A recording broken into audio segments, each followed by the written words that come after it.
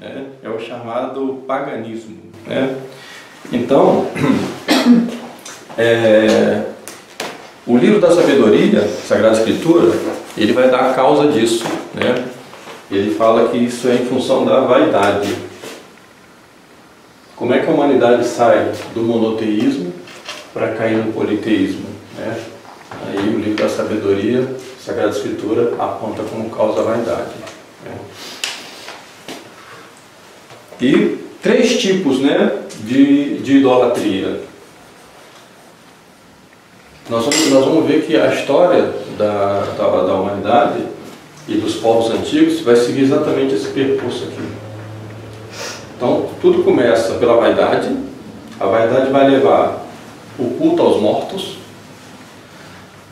Depois, a adoração de deuses de natureza física, né? Assim, a adoração da própria natureza, né? A palavra paganismo deve sair.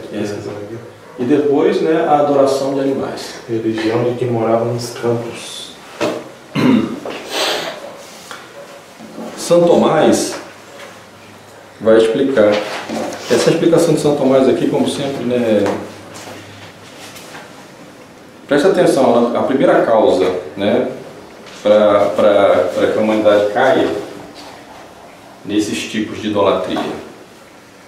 Então, relembrando, no começo, né, mesma fé, crença no Deus único, verdadeiro, e depois a humanidade vai caindo, né, para o paganismo. Então são 3 formas aqui: culto aos mortos, deuses de origem física e adoração de animais. No caso do Egito, né, o Egito vai muito rapidamente cair nessa daqui logo, a adoração de animais. Então São Tomás diz que a primeira causa está no próprio homem, né? Ele chama de causa expositiva. Então São Tomás diz assim: uma afeição desordenada a outro homem. Então isso aqui é muito fácil de entender, né? Por que o livro da sabedoria fala da vaidade? Porque no final das contas é um amor a si mesmo, né? É um amor desordenado a si mesmo. Você perdeu um ente querido que você não aceita. Você não aceita a perda do ente querido, mas não é nem porque o ente se foi, é porque você não suporta a ausência dele, entendeu? Então você está sofrendo é por você mesmo. Então morreu lá um filho, né? Morreu um pai, e aquele apego. E é muito fácil acontecer isso com as pessoas, né? As pessoas vão se apegando demais às criaturas, né? E hoje, por exemplo, o mundo moderno, né? Isso que eu vou dizer agora aqui, né? Que a gente não pode se apegar às criaturas, nem a um filho, nem a um pai, nem a um irmão, né? A gente não pode ter esse apego. Por quê? Porque todos nós vamos morrer, né? E Deus é Senhor da vida. Então esse apego à vida, né? Esse amor desordenado do homem pelo homem vai levar justamente à idolatria. Então com o tempo eles vão começar, né, a adorar seus mortos, né? Aquela saudade daquele ente que faleceu, seja um pai, seja um filho, seja, né, um avô. Essa coisa fica marcada a tal ponto que vai haver um apego desordenado a esse morto, e logo isso vai se transformar num culto a esse morto, e esse morto vai ser tido como um Deus. É exatamente isso que nós vamos ver que vai acontecer, né? É engraçado que a gente fala assim, a primeira forma, né, de idolatria é o culto aos mortos. Isso os antigos faziam, né? Nós vamos ver que isso aqui são 2000 anos. Se a gente pegar o início disso aqui, né, a gente localizando aqui, com essa dispersão, né, da descendência de Noé, nós vamos ver mais ou menos 2000 a.C., quando começa esse culto, né, aos mortos. E a gente vai ver que isso vai durar em todos os povos, em todas as partes. Isso vai durar e só vai sendo extinto esse tipo de culto com o cristianismo, né, que é a religião verdadeira. Aliás, essa é uma das provas, né, de que a religião de nosso Senhor Jesus Cristo é a verdadeira, que é ela que vai pondo fim a isso, até chegar, né, nos tempos modernos, em que vai novamente retornar, mas agora já não é mais o culto aos mortos, mas é um culto à humanidade, que é o que nós vivemos hoje, né? Nós vivemos hoje o culto à humanidade, é um coletivo, né, não aos mortos, que é um desprezo aos mortos, né, mas ao culto ao próprio homem vivo, né, como humanidade, né? Então a primeira razão aqui, São Tomás explica, né, uma afeição desordenada que o homem tem a outro homem. Depois, né, o prazer que o homem sente naturalmente ao olhar para imagens representativas das coisas. Então isso aqui é uma coisa natural do homem, né? Porque nós perdemos, né, com o pecado original, a gente perdeu aquele olho do profeta, que fazia a gente enxergar as coisas, né, além das aparências das coisas. A gente compreendia a essência das coisas sem precisar fazer um esforço metafísico, né? Hoje a gente precisa fazer todo um esforço metafísico e o mundo moderno aboliu a metafísica, ficou pior ainda, né? Mas a gente vai ver que os gregos vão rebuscando isso daí, né? Através da razão natural, buscando compreender aquelas coisas que a gente, pelos nossos sentidos, a gente não vê. Né? Exatamente. Você olhar de longe, você não pega a essência. Você tem que olhar de perto. A arte pictográfica, né, ela tem muita capacidade de fazer esse tipo de analogia, né, sutil e tal. Isso, em grande parte, vai ser mal utilizado, né, pelos inimigos da igreja. Mas também, né, não só a arte pictográfica, né, mas também a própria literatura também, né. Então tem assim, aquelas coisas que estão nas entrelinhas, né, que nós temos que ter uma vivacidade para poder perceber. Mas o comum das pessoas é ter uma afeição pelas coisas visíveis, né, pela representação das coisas, né. E é natural, isso não é uma coisa ruim, a gente gostar de apreciar uma obra de arte, né, uma imagem, uma estátua, né? Não vamos pensar como os protestantes, que para eles tudo isso é abominação e idolatria. Não, São Tomás explica que o que ocorre é quando se tem essas coisas, passa a se tomar essas coisas como deuses. Aí sim, entendeu? Mas você tem um retrato de um ente querido, né? Para você recordar dele. Então você não pode tomar aquele ente como um deus, porque esse aqui é o erro, né? Dos antigos. Foi o erro dos antigos, foi cair nisso, né? E com o tempo fazer um culto, né, de adoração, como se aquilo fosse um Deus, né? Então, até a gente ter se sentir, né, confortável, de alguma maneira, sentir um certo prazer, né, em apreciar uma imagem e tal, até isso é uma coisa natural do homem. Justamente porque o homem perdeu esse olho do profeta e ele, de alguma maneira, ele sente uma certa nostalgia, né? Mas o problema é que pela ignorância nós vamos ver também as outras causas, né? O homem vai descaindo disso daí e vai caindo no culto idolátrico. Que é justamente essa terceira razão aqui que D. Tomás dá para a primeira causa, que é a ignorância que o homem tem do verdadeiro Deus, que faz com que ele preste culto divino às criaturas e não ao Criador. Então aqui, né, o terceiro ponto é a questão da ignorância. Então nós temos aí uma afeição desordenada, né, do homem para com outro homem, né? Depois nós temos, né, esse desejo natural que o homem tem de representar as coisas por imagens. E depois nós temos a ignorância que faz o homem desconhecer o verdadeiro Deus. Então vai sair, né, do monoteísmo e vai mergulhar no politeísmo. Então essa ignorância que o homem tem do verdadeiro Deus, em grande parte, né, não é sem culpa, né? O homem é culpado disso, né? É claro que a ignorância ela é uma ferida do pecado original, mas a ignorância ela é vencível, né? É uma ignorância vencível.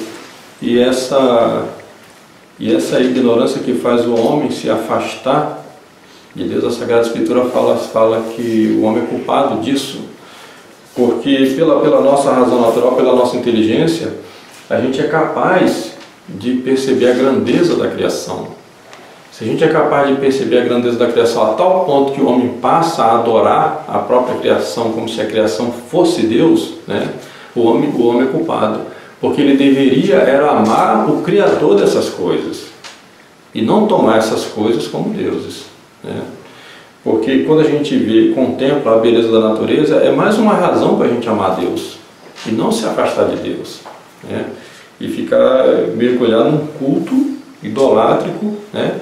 Às árvores, aos rios, né? Como muita gente faz hoje, né? Hoje tem toda essa moda naturalista, né? Ecologista, né? Que é um culto à própria natureza, justamente para não ter que cultuar o Criador, né? Então é pelas coisas criadas que a gente pode fazer uma contemplação do Criador, né? Então essa ignorância religiosa, ela começa com um desprezo à religião. Pensar que religião é algo, né, que não tem a menor importância, né? Nós vamos ver nessa aula que tem muita importância. E esse desprezo à religião, né, como eu disse aqui, né, não é sem culpa, o homem é culpado por isso. Né? Então despreza a religião, e o desprezo à religião faz o homem ter preguiça de se dedicar às coisas da religião, né? De buscar a essência da sua fé, a essência, porque a religião, ela não é uma coisa irracionalista. A gente não pode ver, por exemplo, um culto, né, muçulmano e achar que aquilo ali é algo que fala para a nossa razão. É uma coisa completamente irracional, né? É completamente irracional. A gente não pode ver um culto budista e dizer que aquilo fala a nossa razão, é completamente irracional. É absurdo o Papa João Paulo II beijar o Corão. Né? É um absurdo. Né? Colocar esse tipo de coisa no mesmo nível do catolicismo, não dá, gente. Não dá, entendeu? Então a religião verdadeira, ela é uma coisa para o homem, para a inteligência do homem, não é um sentimento. A gente bate sempre nesse mesmo ponto. A religião não é um sentimento.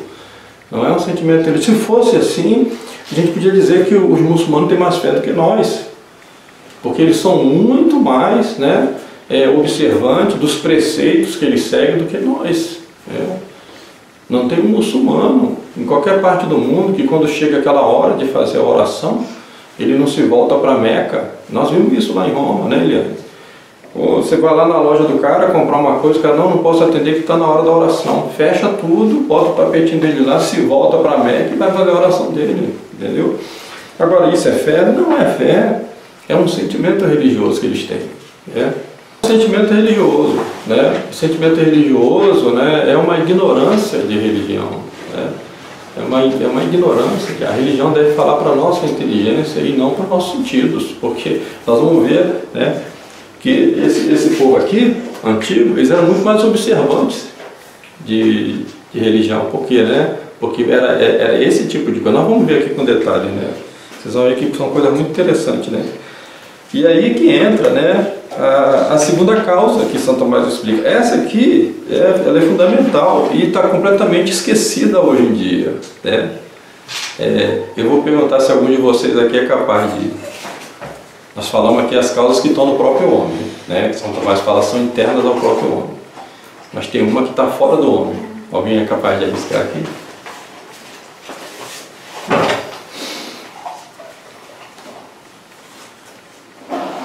Com força? O São Tomás fala que essa aqui é consumativa, é provocada pelo demônio. É o demônio que faz prodígio para enganar os homens, né? Então é uma coisa que a gente nunca pode tirar da história, é o demônio. O demônio está muito presente na história. Então é claro que os progressistas, como não creem mais nada, né, só creem no próprio homem, eles vão sempre excluir.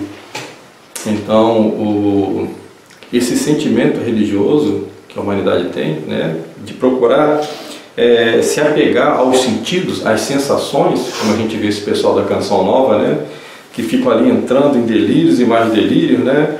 O que é aquilo ali? Aquilo ali é a ação do demônio. É o demônio que vai, né, se valer exatamente da parte mais fraca que tem no homem. A parte mais fraca que tem no homem é a parte sensível do homem, né? E o demônio se aproveita disso. A gente vai ver que por que aqueles povos antigos, né, como por exemplo os gregos, né, a filosofia surgiu na Grécia, né? Como é que os gregos tão inteligentes como eram podem ter caído nisso aqui, né? Sabe por quê? Porque de fato aquelas estátuas, elas faziam prodígios, elas falavam, elas se mexiam.